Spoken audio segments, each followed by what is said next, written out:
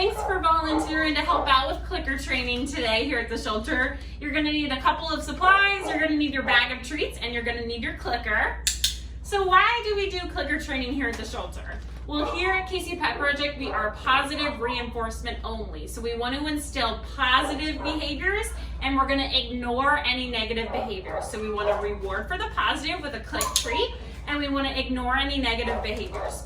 Here at the shelter, we use clickers for a lot of different training purposes. So our training team, our behavior team, they're going to work with dogs a lot with clickers. And as you move up through the dog walking levels, you'll be able to use clickers too. So we want to create a baseline for all of our dogs at the shelter to know that they are doing something good. They're going to get a reward. They're going to hear that click.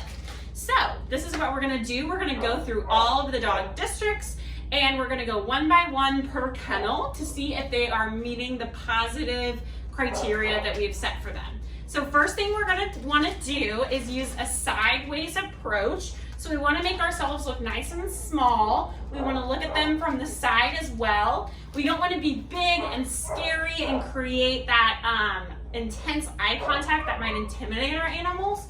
So we're only ever going to face them from the side. So I walked up to my first kennel here. There are two things that I am looking for.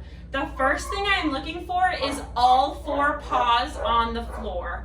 So that means, are they not jumping up and down? Do they have all four paws planted firmly on the floor? That's okay if they are sitting down, if they are laying down, if they're dead asleep. That still counts as all four paws on the floor.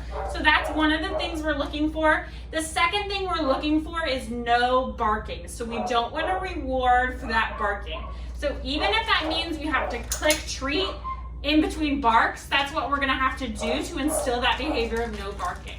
So I've walked out to my first kennel here. I see that the dog is not barking. I see that the dog has all four paws on the floor. I'm going to want to click and then throw a treat over the top of the kennel.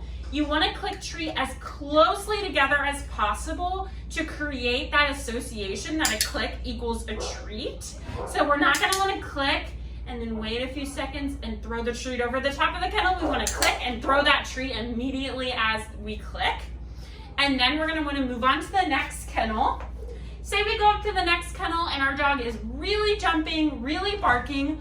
We're going to wait 3 to 5 seconds to see if that dog calms down and does the behavior that we want them to do. So we'll wait 1, 2, 3.